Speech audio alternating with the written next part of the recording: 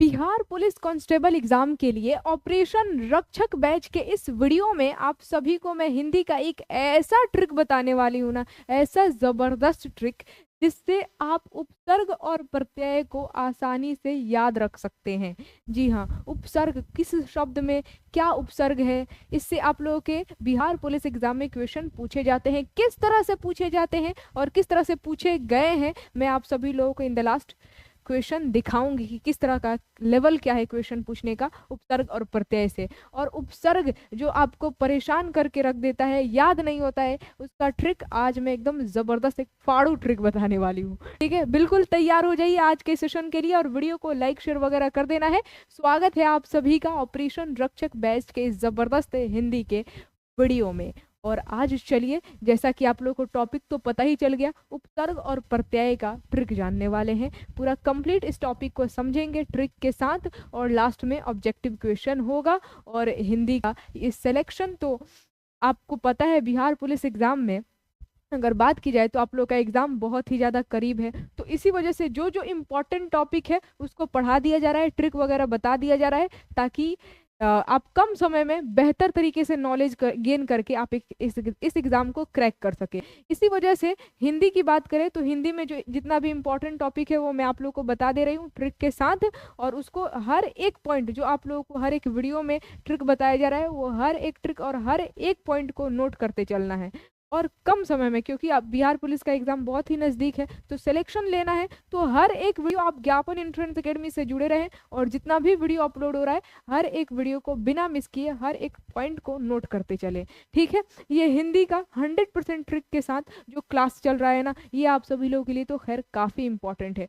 Video को like कर देना है, लाइक की संख्या जितना ज़्यादा हो सके आप बढ़ा दें लाइक करके और शेयर कर दीजिए। ठीक है, सिलेक्शन इस बार लेकर रहना है, बिहार पुलिस कांस्टेबल वर्दी चढ़ेगी इस बार और 2025 में सिलेक्शन तो लेकर ही रहना है, क्योंकि सुनहरा मौका है, धड़ाधड़ वैकेंसीज पर वैकेंसीज आ रही हैं क्योंकि इलेक्शन है, इस वजह से तो मौके का फायदा उठाना है, चूकना नहीं है इस बार। चलिए समझते हैं, सबसे पहले उपसर्ग और प्रत्यय आखिर कहते किसे हैं। देखिए, उपसर्ग कहते हैं जो शुरू वैसे शब्दांश जो शुरू में जुड़े, और प्रत्यय कहते हैं वैसे शब्दांश जो आखिर में जुड़े। कुछ समझ में नहीं आया होगा, एग्जाम्पल लेकर समझते हैं। जैसे कि मैंने कहा एक शब्द है, एक शब्द मैंने यहाँ पर लिख दिया, मैंने लिख दिया यहाँ पर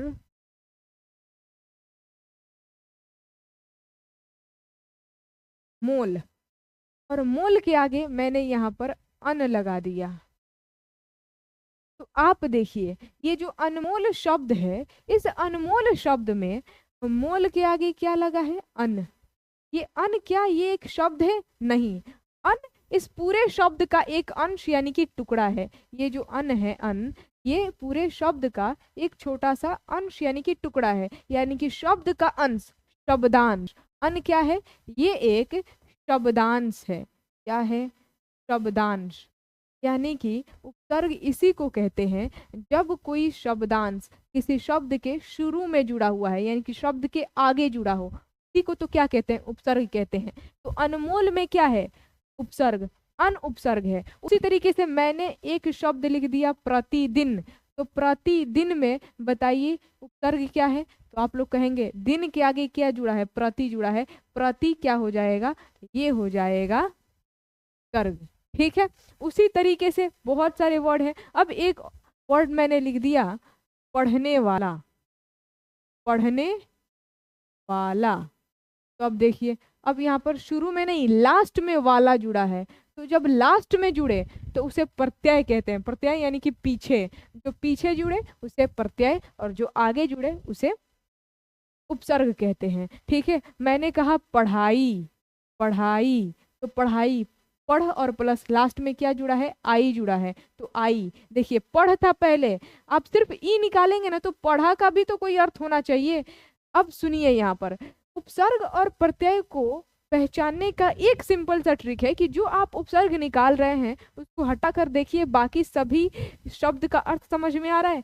जैसे कि अगर अनमोल यहाँ पर दिया गया है और आप बोलेंगे नहीं इसमें अ उपसर्ग है, तो अ अगर आप हटाएंगे तो नमोल का कोई अर्थ समझ में नहीं आ रहा है। उपसर्ग को पहचानने का ट्रिक है कि जो आप उस उपसर्ग ले रहे हैं उसको हटा दीजिए।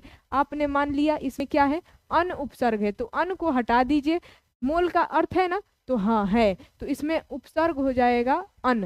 उसी तरीके से अगर प्रतिदिन में आप सोच रहे होंगे कि प्र उपसर्ग है तो तिदिन का तो कोई अर्थ होना चाहिए ना, नहीं है अर्थ, यानी कि इस प्रतिदिन शब्द में प्र उपसर्ग नहीं बल्कि प्रति उपसर्ग है, तब प्रति को अलग करने पर दिन का अर्थ समझ में आ रहा है। उसी तरीके से यहाँ पर पढ़ने वाला में लास्ट में पढ़ना हटा दीजिए और वाला हटा दीजिए। जब वाला प्रत्यय है तो पढ़ना का तो अर्थ समझ में आ रहा है ना, तो पढ़ने वाला, यानी कि आप सिर्फ ला प्रत्यय नहीं बोलेंगे। पढ़ने वाला में कहीं आप सोच रहे हो कि लास्ट में ला प्रत्यय हो जाए, नहीं, जब ला हटा देंगे तो पढ़ने वा कुछ अर्थ समझ में नहीं आ रहा है, यानी कि प्रत्यय को हटाने के बाद बाकी बचे हुए शब्दों का अर्थ भी समझ में आना चाहिए। पढ़ने वाला में जब वाला को हटा दे रहे हैं ना, तो बाकी जो बचा हुआ शब्द है पढ़ना, इसका अर्थ भी हमें पता चल रहा है। उसी तरीके से यहाँ पर शब्द है पढ़ाई, तो बताइए इसमें उपसर्ग क्या होगा। आप सोच रहे होंगे सिर्फ ये जो छोटी वाली बड़ी वाली ई है यही एक उपसर्ग है, इसमें प्रत्यय जो है पढ़ाई में जो प्रत्यय आप सोच रहे हैं कि बड़ी वाली ई है, ये बड़ी वाली ई नहीं होगा। क्यों? क्योंकि जब बड़ी वाली ई को अलग कर देंगे तो पढ़ा हो जाएगा, तो पढ़ा और ई को आप प्रत्यय मान लिए, तो ई को हटा दीजिए। एक बार फिर से इसे दोबारा आपको बताना पड़ेगा, ध्यान से सुन। पढ़ाई मैंने यहाँ पर लिख दिया और मैंने पूछा आपसे कि बताइए इसमें प्रत्यय क्या है, तो आपने बता दिया मैम इसमें बड़ी वाली ई जो है ना ये प्रत्यय है। मैं कहूँ ठीक है, ई को जरा हटाइए। क्या पढ़ा का कोई अर्थ समझ में आ रहा है? नहीं, पढ़ होता है, इसमें पढ़ है और आई जो है ना वो प्रत्यय है। जब बड़ी वाली ई को हटा दे रहे हैं तो पढ़ा हो जा रहा है, जिसका कोई अर्थ समझ में नहीं आ रहा है। लेकिन वही ई के साथ पढ़ाई, आई जो है ना, आई को जब आप हटा रहे हैं तो पढ़ का अर्थ हमें समझ में आ रहा है, पढ़। ठीक है, तो पढ़ और लास्ट में आई। पढ़ाई में क्या है प्रत्यय, तो आई प्रत्यय है, याद रखिएगा क्या है, आई। तो इस तरीके से प्रत्यय और उपसर्ग को आपको पहचानना होगा। इसके अलावा भी मैं आपको ट्रिक बताती हूँ। यहाँ पर आप लोगों को बस इतना बताना था कि उपसर्ग और प्रत्यय किसे कहते हैं। प्रत्यय जो पीछे जुड़े, उपसर्ग जो आगे जुड़े, ठीक है, उसे क्या कहते हैं, उपसर्ग और प्रत्यय कहते हैं। अब यहाँ पर एक बात ध्यान से सुनिए,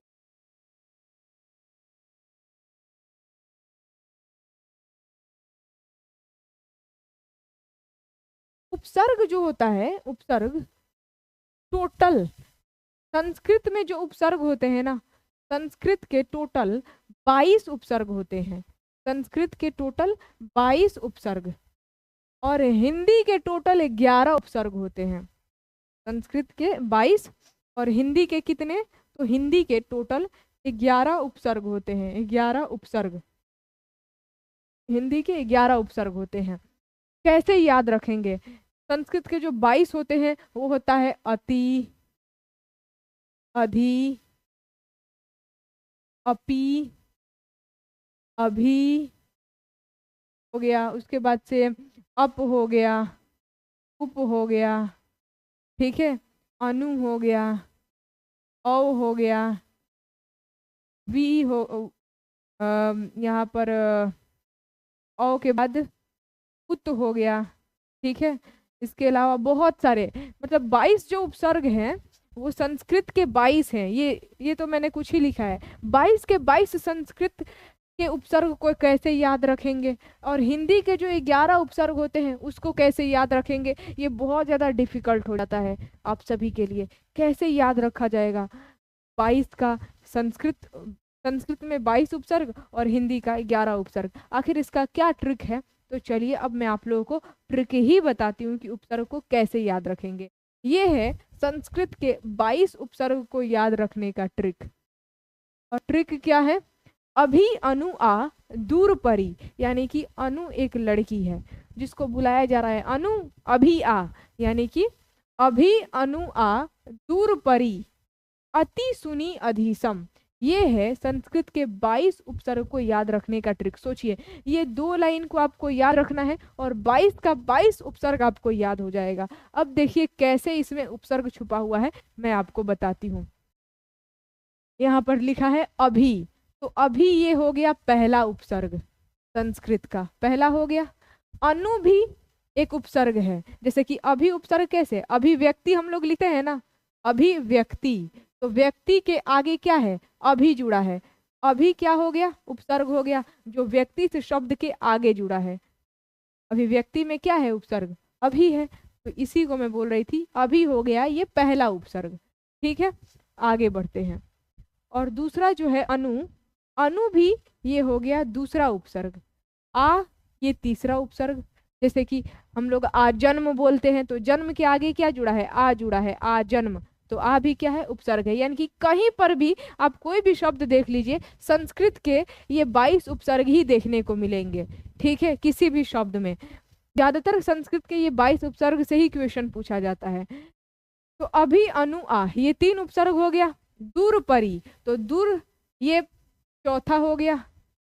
ठीक है, दूर जो है ना ये खुद एक उपसर्ग है, और दूर ये जो र है ना इसी में एक डंटा जोड़ दीजिए तो दुस हो जाएगा, ये 5वां उपसर्ग होगा। तो दूर और दुस, ठीक है, दूर हो गया चौथा उपसर्ग, दुस हो गया 5वां उपसर्ग। और परी यहाँ पर है ना, तो याद रखिएगा प वाला उपसर्ग 4 ही ठो है। प कैसे लिखा जाता है, 4 की तरह लिखा जाता है, यानी कि प वाला उपसर्ग कितना है, 4। एक है पहला प्र, छोटका लीजिए, उसके बाद से परा, थोड़ा सा एक लकीर बढ़ा दीजिए, थोड़ा सा और बढ़ाइए, इसको ई में बदल दीजिए, परी और प्रति।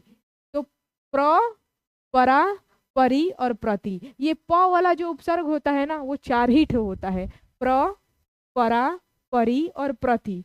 तो देखिए यहाँ पर प वाला जो है कितना हो गया, परी से याद रखेंगे, प का 4 ठो है, प्र, परा, परी और प्रति, प्र, परा, परी और प्रति। तो ये था पहला, दूसरा, तीसरा, चौथा, 5वां, और प वाला 4 ठो, तो 5, और इनको इसका टोटल 4 जोड़ लेते हैं तो 9, यहाँ तक 9 हो गया। 5 4 9 उपसर्ग ये पहले लाइन में छुपा है, आपको याद हो गया। अब देखिए अति से कैसे याद रखना है, अति ये 10वां उपसर्ग हो गया। अति क्या है, खुद एक उपसर्ग है। अब इसी त को ऐसे पलट दीजिए ऊपर तो अपी हो जाएगा, ये 11वां उपसर्ग हो गया। उसी तरीके से यहाँ पर अब पी में ये ई की मात्रा हटा दीजिए, जैसे ही ये ई की मात्रा हटा देंगे ना तो ये अप बन जाएगा, तो अप ये 12वां उपसर्ग हो गया।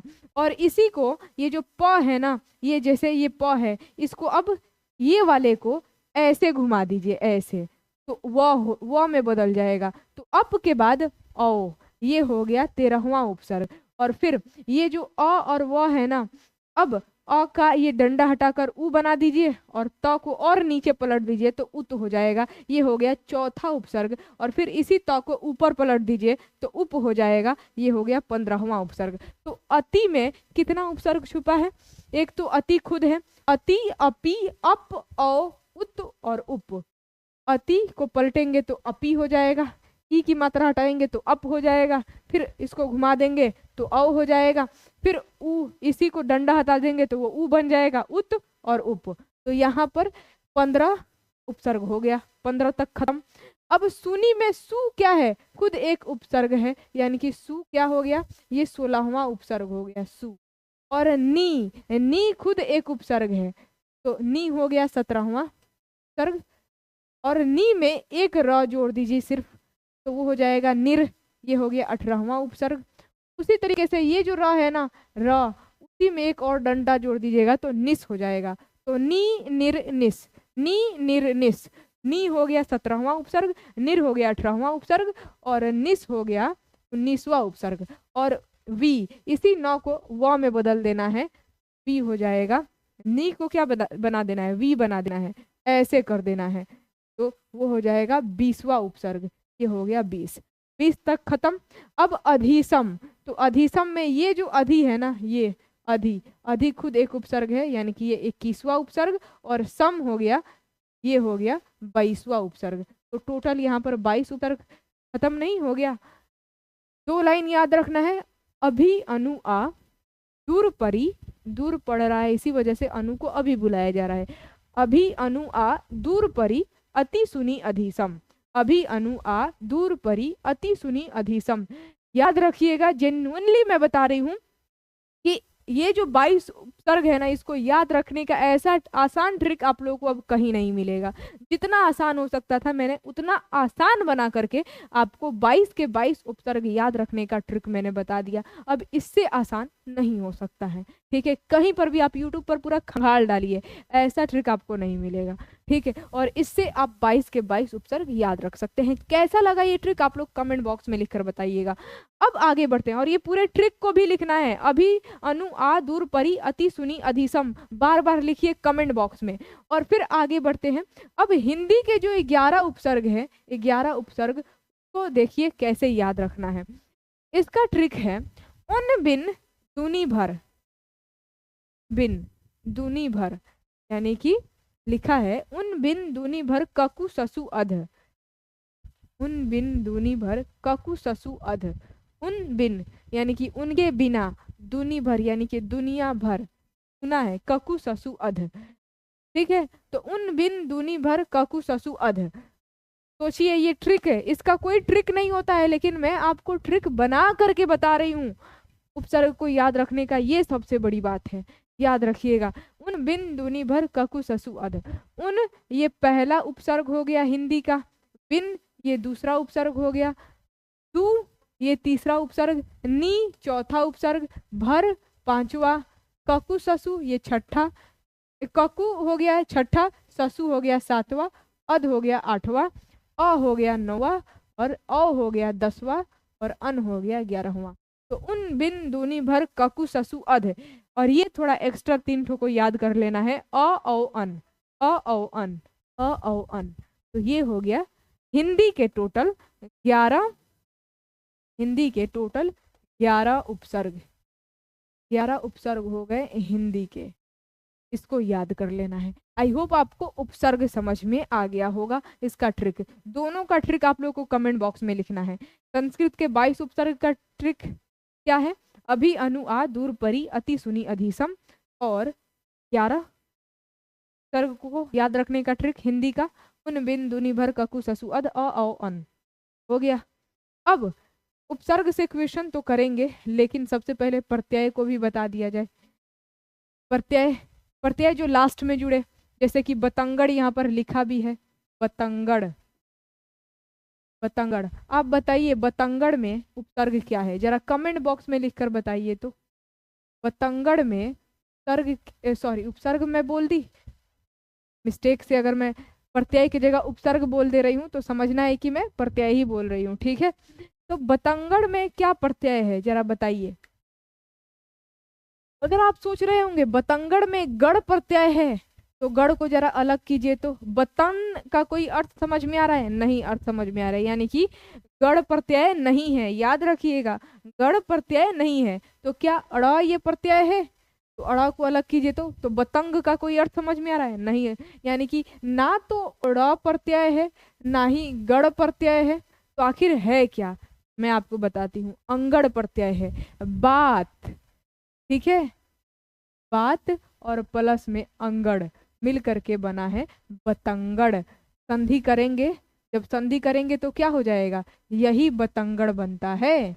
तो बतंगड़, बतंगड़ में प्रत्यय क्या है? अंगड़। जब अंगड़ को आप अलग करेंगे ना, तो बात का अर्थ हमें समझ में आ रहा है, यानी कि अंगड़ क्या है? प्रत्यय है, ठीक है। तो ये है, देख लीजिए सारा का सारा प्रत्यय को। हालांकि प्रत्यय बहुत सारे होते हैं, इसको आप याद नहीं रख सकते हैं, आप अपना कॉमन सेंस लगा करके प्रत्यय बता सकते हैं। जैसे कि मैंने कहा बोली, तो आप बताइए इसमें क्या प्रत्यय है? आप कहेंगे बोली, बोली में क्या प्रत्यय हो सकता है? बोली में प्रत्यय ली हो सकता है, तो ली को जरा अलग कीजिए।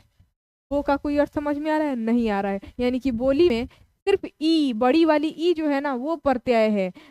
जब बड़ी वाली ई को सिर्फ अलग कर देंगे ना, तो बोल, बोल का हमें अर्थ समझ में आ रहा है। और यही बोल में बड़ी वाली ई जुड़ गया है, जिससे बोली हो गया, यानी कि ई क्या है? प्रत्यय है। तो इस तरीके से आप प्रत्यय को कैसे पहचानेंगे? आप शब्द के लास्ट में चले जाइए, जो प्रत्यय आपको लग रहा है कि हाँ ये प्रत्यय है, उसको अलग कीजिए। अलग करने के बाद बचे हुए शब्दों को देखिए क्या उसका अर्थ समझ में आ रहा है। अगर अर्थ समझ में आ रहा है तो जो आप प्रत्यय अलग किए हैं वो सच में प्रत्यय है। अगर बचे हुए शब्दों का कोई अर्थ समझ में नहीं आ रहा है यानी कि जो आप प्रत्यय अलग किए हैं वो प्रत्यय नहीं है, आपको और फिर से प्रयास करना हो। दूसरा देखिए, दूसरा प्रत्यय होगा। ठीक, तो अब आई होप आप लोग, मुझे तो लगता है क्वेश्चन करने के बिल्कुल तैयार हैं। देखिए सुनार है, आर, सुनार में आर प्रत्यय है, मुखिया में ईया प्रत्यय है। ठीक है, और तेली, भेली, जेली, भेदी, इस सब में क्या है, बड़ी ई प्रत्यय है। मछुआ, गेरुआ, ठीक है, इन सब में उआ प्रत्यय है। और टोपी वाला, वाला तो आप लोग जानते ही हैं। लकड़हारा, हारा प्रत्यय है। और उसी तरीके से मशालची, खजांची, तो यहाँ पर क्या है, ची, ची प्रत्यय। गर, कारीगर, बाजीगर, जादूगर, इसमें क्या है, गर प्रत्यय है। यहाँ पर भी देख लीजिए, एरा प्रत्यय, सपेरा। अच्छाई, अच्छाई में देखिए ई, बड़ी वाली ई प्रत्यय है। नैतिक में क प्रत्यय है। नैतिक में जो है ना वो यहाँ पर क प्रत्यय है। मझला में ला प्रत्यय है। ठीक है, उसके बाद से उड़ान में आन प्रत्यय है। उड़ और प्लस में आन, उड़ान बना है। फिर यहाँ पर जड़िया, जड़िया में ईया प्रत्यय है। अनि भी प्रत्यय होता है जैसे कि कतरनी। वान भी प्रत्यय होता है जैसे गुणवान। तो ये सब प्रत्यय हैं, ढेर सारे प्रत्यय। प्रत्यय का तो कोई काउंट ही नहीं किया गया है, प्रत्यय कितने हैं, ढेर सारे, इसकी संख्या बहुत ज्यादा है। ठीक है, और ये आप कॉमन सेंस से बता सकते हैं। अब क्वेश्चन देख लेते हैं जो क्वेश्चन पूछा हुआ है आपके एग्जाम में, देखिए। और साथ साथ यूपी पुलिस कांस्टेबल एग्जाम में भी ये पूछा हुआ सवाल है। देखिए पूछ रहा है कि पराजय में उपसर्ग बताइए, बताइए क्या होगा। आप सोच रहे होंगे सिर्फ प उपसर्ग है तो राजय का तो कोई अर्थ समझ में आना चाहिए ना, बचा हुआ शब्द का अर्थ समझ में आना चाहिए। नहीं समझ में आ रहा है, यानी कि पराजय में खुद परा जो है ना वो उपसर्ग है। मैं आपको अभी ट्रिक में बताई थी ना, अभी, अनु, आ, दूर, परी। परी में प का जो है ना वो 4 ठो, प वाला उपसर्ग 4 ठो ही होता है, प्र, परा, परी या फिर प्रति। तो प्र तो है नहीं, परा है, तो हाँ परा ही हो जाएगा उपसर्ग। Option number C will be the correct option.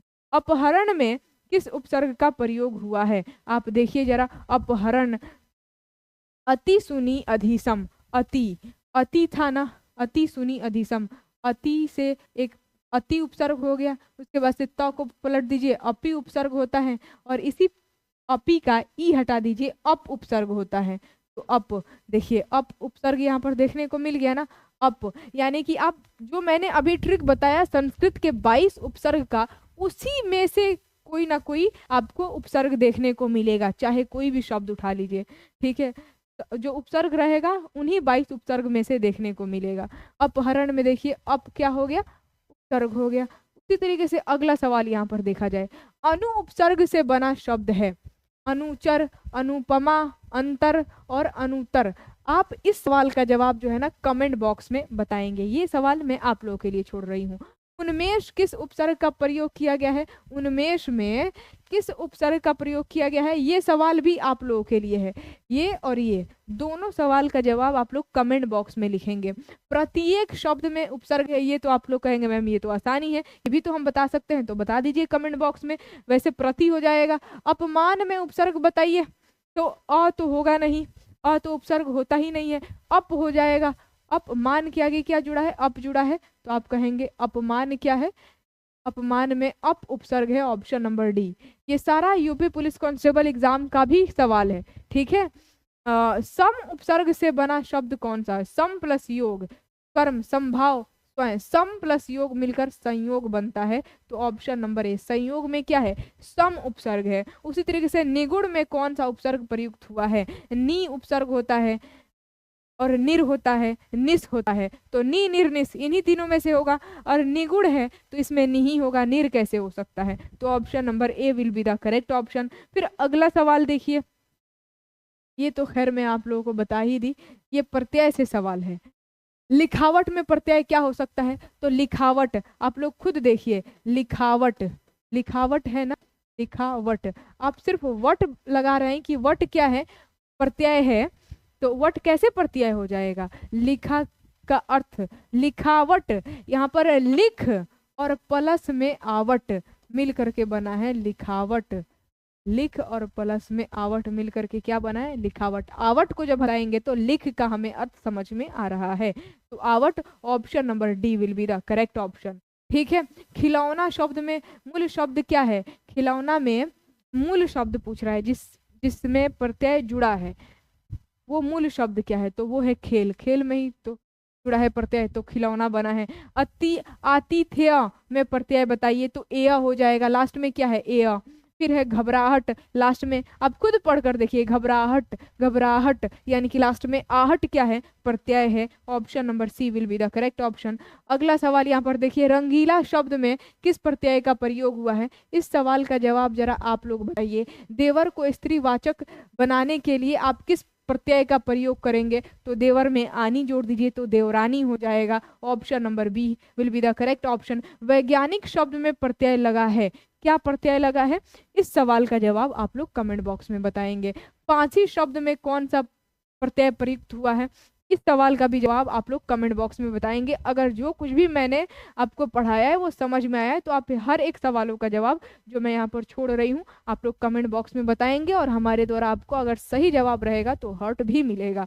भुलक्कड़ शब्द में किस प्रत्यय का प्रयोग हुआ है, तो अक्कड़ शब्द का प्रयोग हुआ है। Option number C will be the correct option. And finally आज के इस क्लास को यहीं पर एंड करते हैं। ये छोटा सा क्लास था, लेकिन जो इम्पोर्टेंट था उपसर्ग का ट्रिक वो मैंने आपको बता दिया। उपसर्ग और प्रत्यय ये टॉपिक खत्म हो गया। ट्रिक याद रखिएगा, उसी से आप लोगों के एग्जाम में क्वेश्चन पूछे जाते हैं, उससे बाहर नहीं आता है। ठीक, तो आज के इस क्लास को लाइक कर देना है और कमेंट बॉक्स में लिख कर बताना है कि आज का ये क्लास कैसा रहा, शेयर कर दीजिएगा, और साथ में जो लोग चैनल पर नए आए होंगे चैनल को सब्सक्राइब कर लेंगे। चलिए आज की इस क्लास को यहीं पर एंड करते हैं, विदा लेती हूँ। हंसते रहिए, मुस्कुराते रहिए, स्वस्थ रहिए, मस्त रहिए। इस बार एक बिहार पुलिस टेबल का ये एग्जाम क्रैक करके रहना है और अपने शरीर पर वर्दी चढ़ानी है, अपने आप में प्रण कर लीजिए। बहुत ही कम समय बचा है, पूरा जी जान लगा दीजिए और इस एग्जाम को फोड़ करके रहना है, यानी कि क्रैक करके रहना है। चलिए एंड करते हैं इसी के साथ। मिलेंगे हम लोग इसके नेक्स्ट वीडियो में, नेक्स्ट जबरदस्त बिहार पुलिस कांस्टेबल एग्जाम के लिए बहुत ही नए ट्रिक और लॉजिक वाले वीडियो के साथ। ठीक है, सो तब तक के लिए जय हिंद और खुदा हाफिज। हेलो।